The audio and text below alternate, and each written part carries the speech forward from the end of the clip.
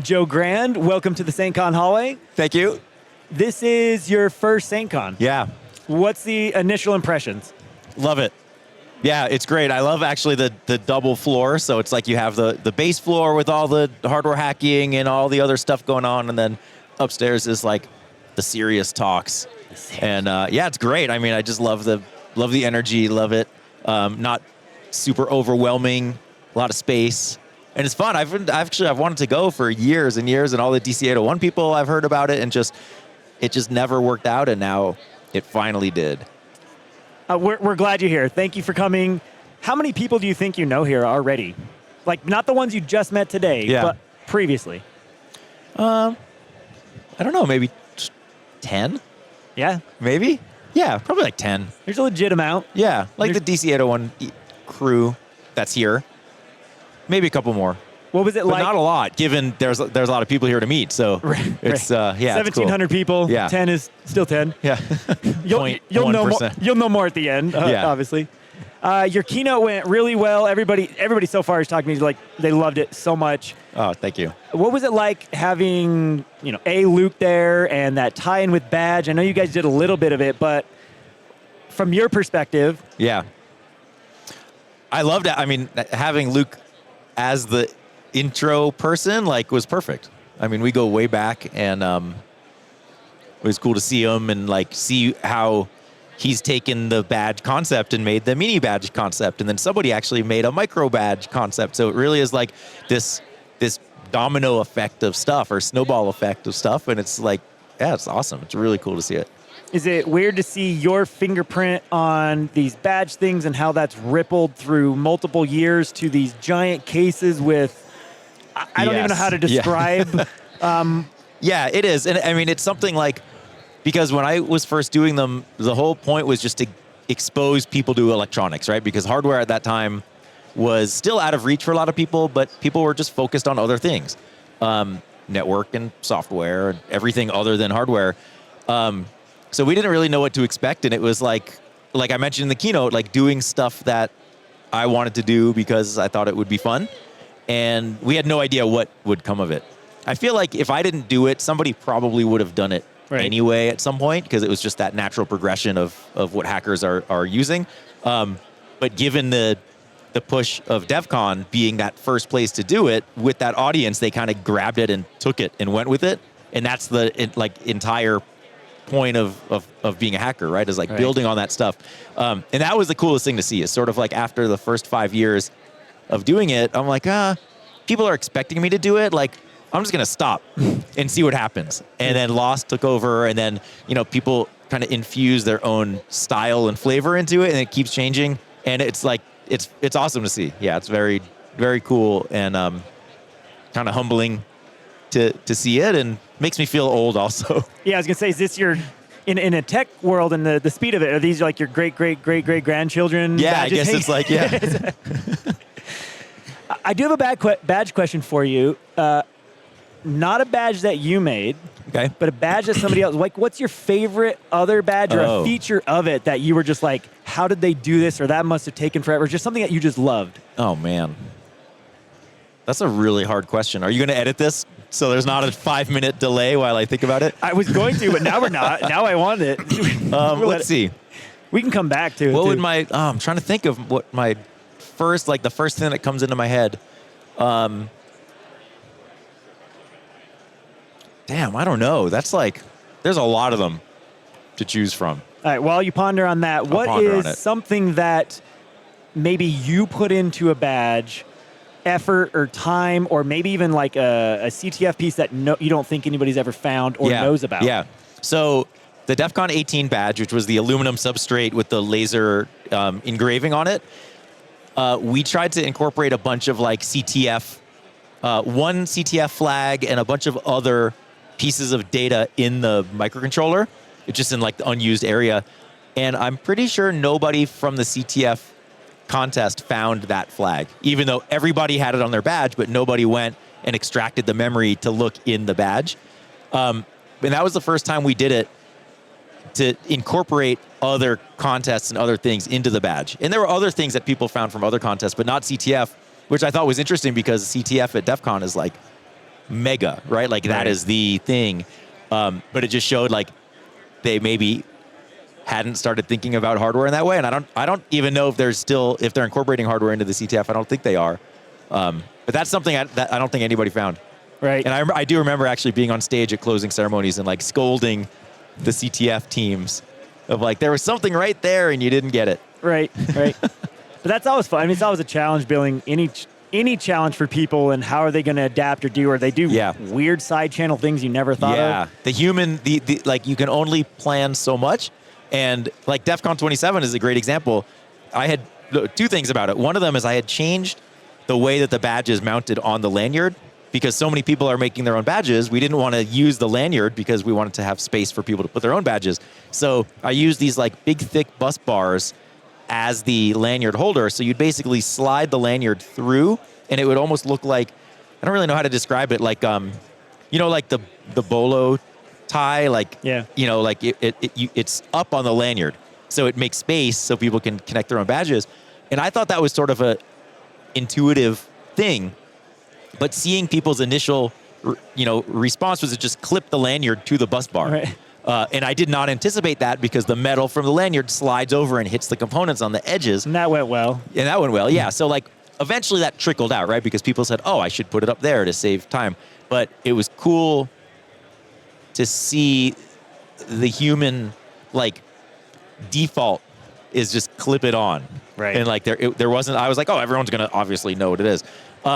The second one from that year was people had really gotten into the badges that had puzzles in it, so these challenges and stuff. And I'm not really a challenge person. Like my mind just, I'm not a good puzzle maker.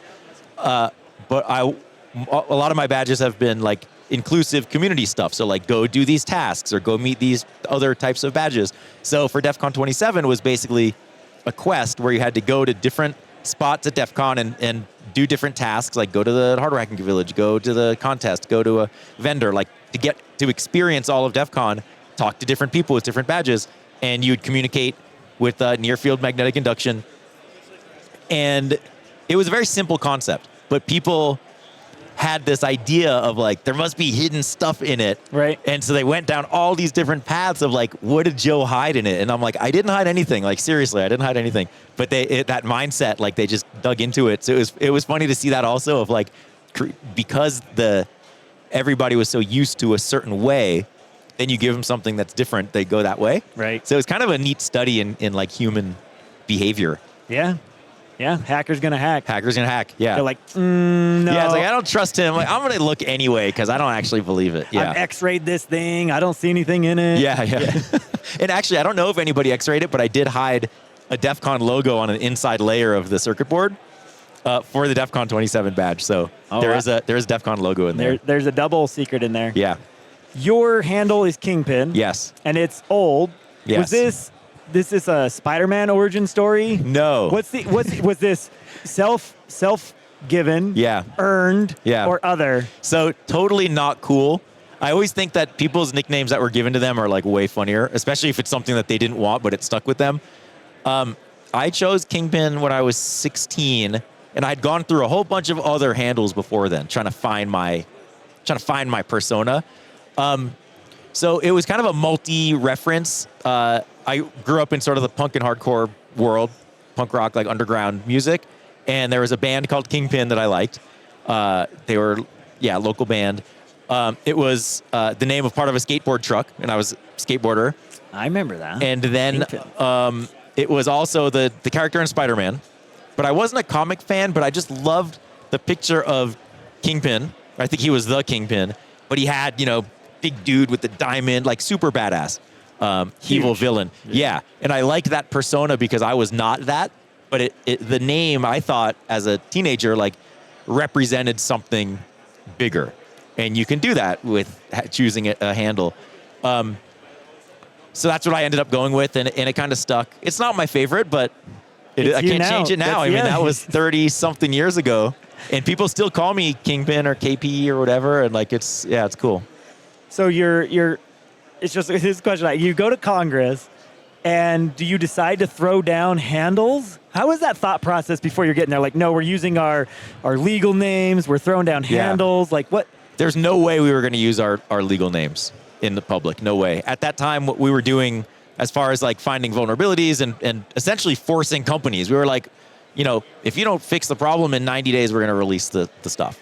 And a lot of the academics didn't like that. They're like, oh, these guys are hiding behind fake names and this and that. But we were doing something that nobody had done. And a lot of people didn't like it. And we didn't want to be targets. Rightfully so. Like we were paving this way. We didn't want to get sued. We were hackers. We wanted to have this layer of privacy and anonymity, however you say it.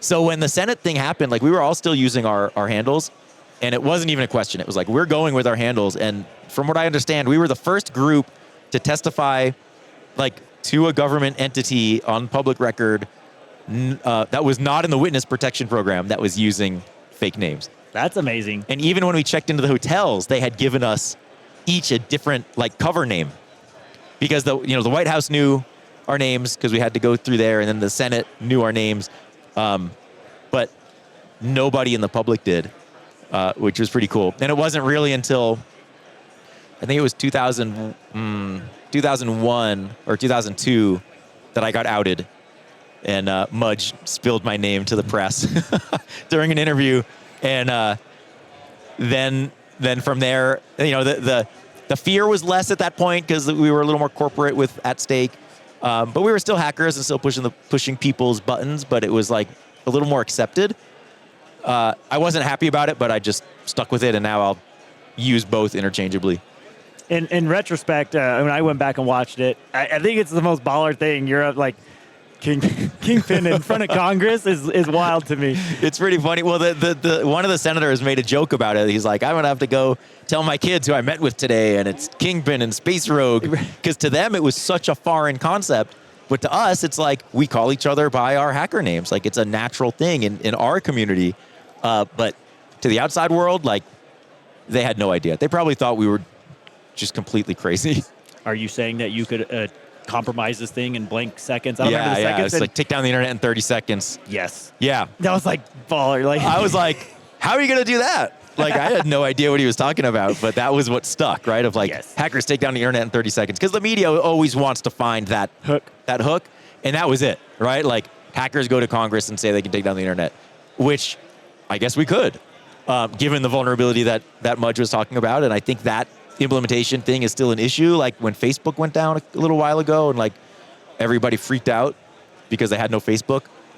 It was a BGP routing issue. And I think that was the same sort of problem that he had been talking about. But yeah, we talked about a lot of other stuff that didn't get as much publicity, but I know the senators took it in.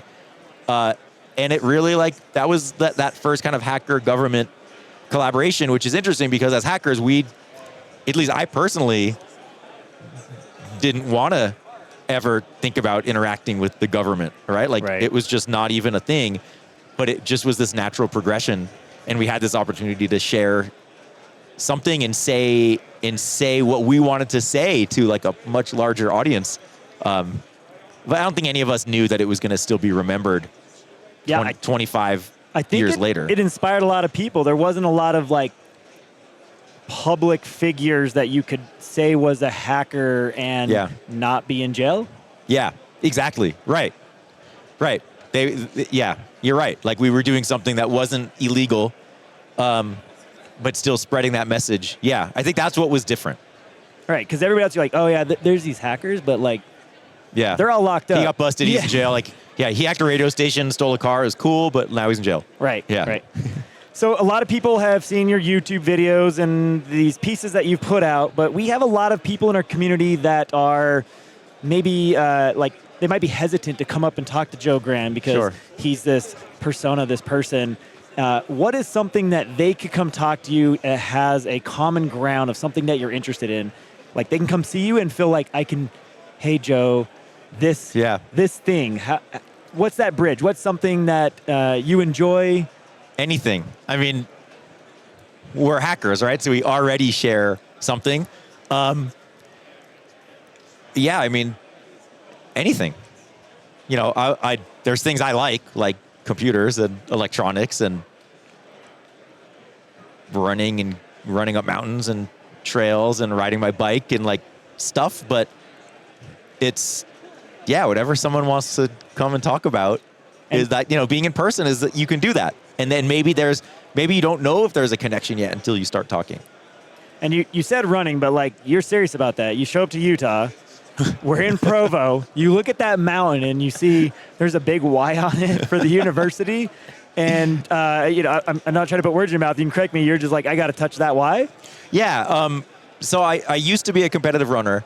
And that was sort of a balance. When I had gotten arrested as a kid, my parents said I either had to do a job or get a job or do a sport in high school just to fill the time. And I was like, well, I'm not going to work. That's crazy.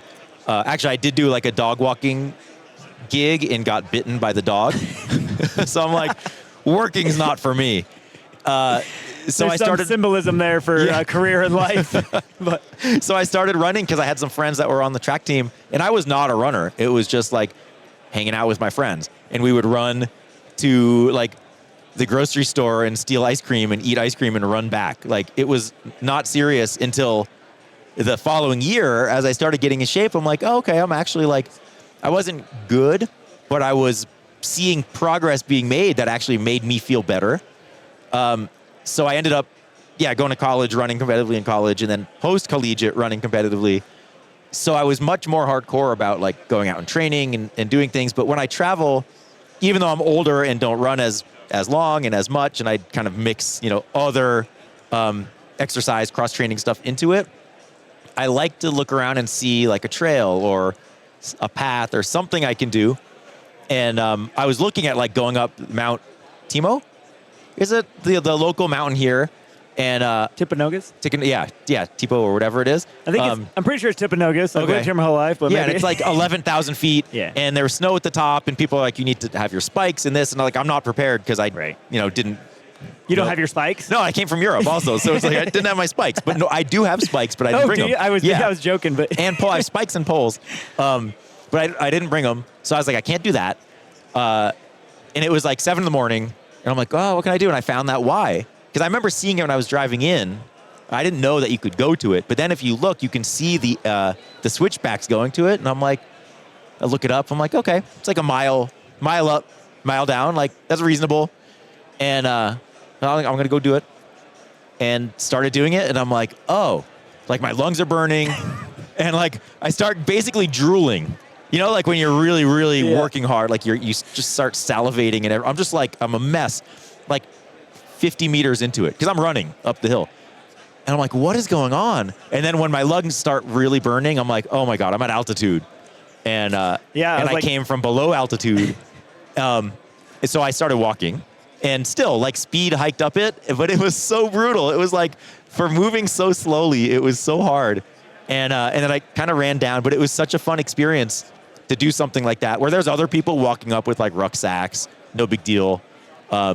But for me, there's a term for people that live at sea level, right? Versus everybody else. I was one of those people. 0 to 4,000 plus. Yeah, I was like 5,500 feet. And then you decide to also climb higher. Right. Yeah, but that's the type of stuff I like to do because it's you get to experience some local, just local environment, you know, and like it also makes it kind of fun just instead of like being at the hotel. Right. You mentioned some movies in your keynote and maybe some TV shows, Hacker. What is your favorite one? What is Joe Grand's favorite Hacker movie or TV show? Okay, so favorite movie, War Games, without a doubt. Favorite TV show, Halt and Catch Fire. I don't even know. Halt and Catch Fire. Yeah, it was notes. It was, I don't remember what channel it was on. I think there's only a couple seasons available on physical, but it's amazing. Maybe it was TBS or AMC or something like that. So good. Like, I can't even, basically it's about a startup company in the early days, and the first episodes were sort of like pretending to be Compaq, like the Compaq history, but trying to be tech companies. Just so good. So good. I was in love with one of the actresses on it. Loved it. She's like punk kind of hacker. And I was like some of the later episodes just crying. And it was a tech show, like a tech drama. It's legit. But yeah, so by far, yeah, definitely well worth watching if you can find it. Yeah, I'm gonna check that out. All right, I want to end it with, you mentioned like, hey, now's the time where we're starting to be able to talk about mental health in cybersecurity. Yeah. And there's definitely more and more people speaking out about it. And maybe I'm oversimplifying this in my head, but it's like, what's the exercise that you should do is the one that you actually are willing to do. Right. So for mental health, I understand there's lots of things, and you put up some ideas in that keynote, but what's one that like maybe you think works really well and that maybe somebody else can try to apply? Yeah. So, of course it depends on what you're facing. But something that I found worked really well for me and like completely changed my whole perspective on everything was meditation. And when I first started hearing about meditation, I'm like, yeah, but I can't sit still for that long. My brain's going too much, and it's like woo-woo, whatever. And we're not talking meditating on a keyboard. That's what we... No, getting in the zone and like, right. Yeah.